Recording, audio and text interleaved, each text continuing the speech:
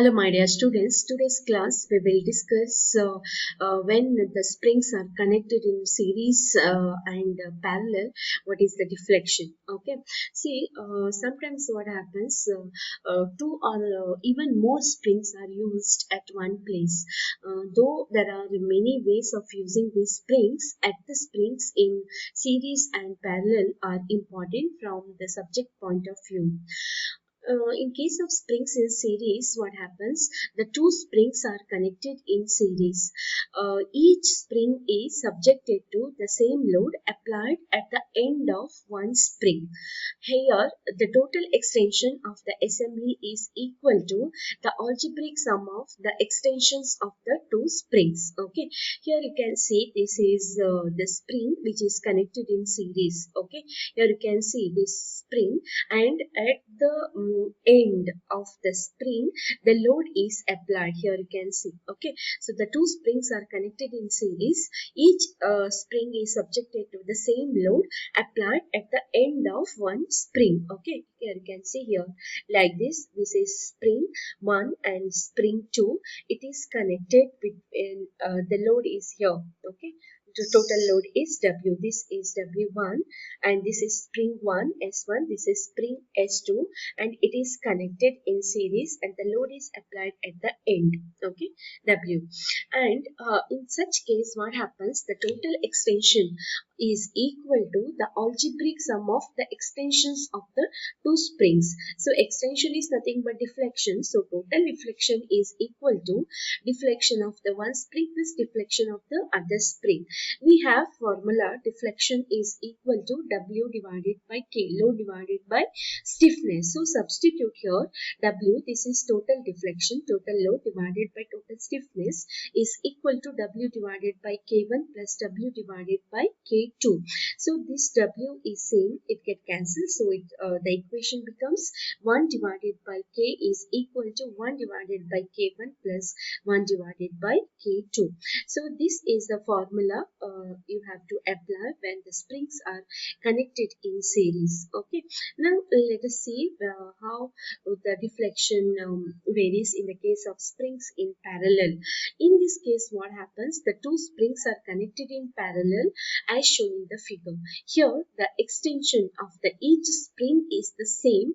The load applied on the assembly is shared by the two springs. Here the load is shared by the two springs. Okay, so extension of the spring is same. So the W is equal to now W1 plus W2. So the load is shared equally by the two springs. You can see here it is connected in parallel.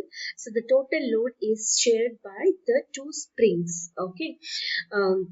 This is spring 1, spring 2. So this load is from the spring 1 is W1 and W2, but that is equal to W1 plus W2 is equal to W.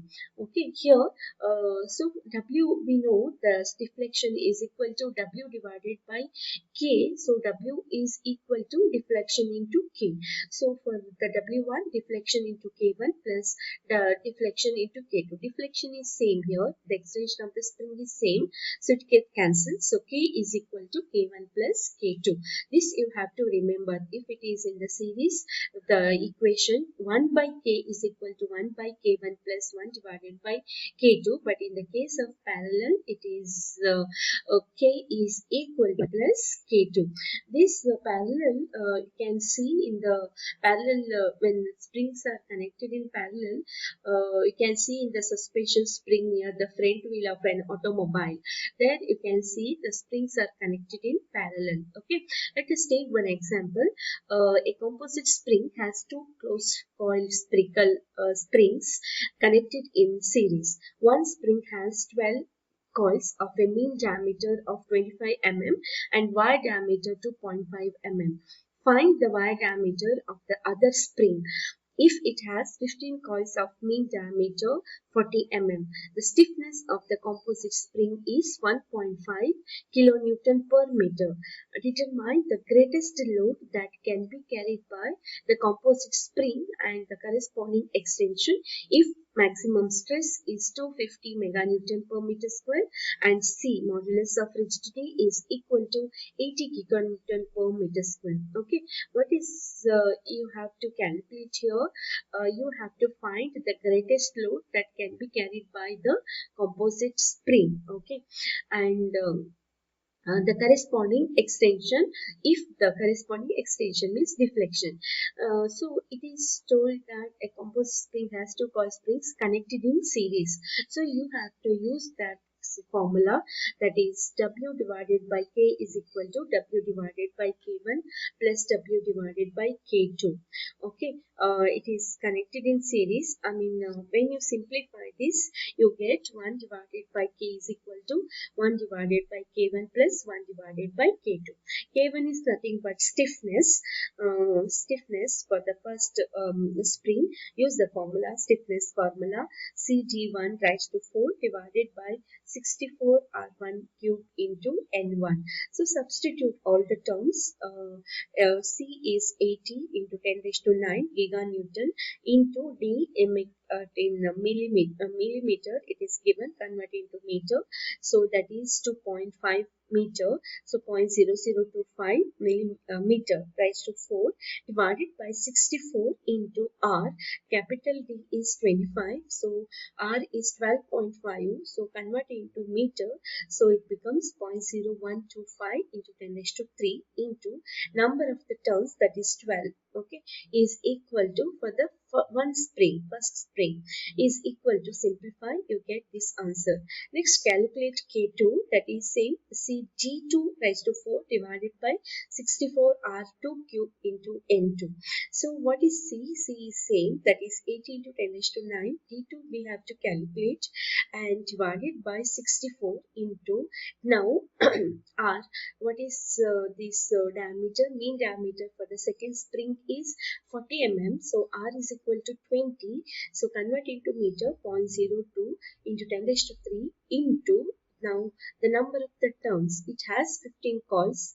So it is 15 turns. So simplify this, you get this equation.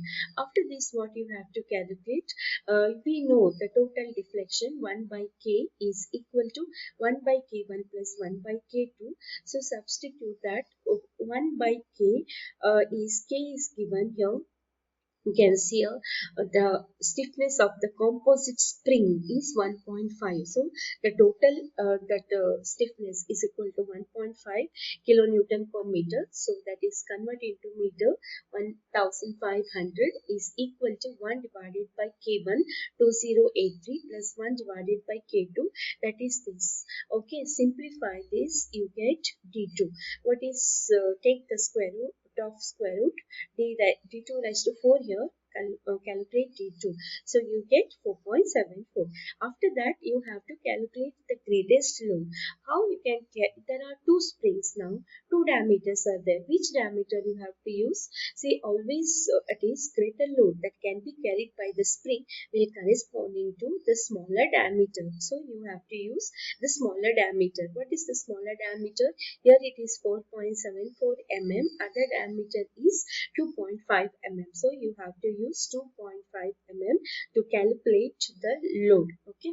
So tau is equal to 16 WR divided by pi d cube. Can use this formula. So W is equal to tau into pi d cube divided by 16R.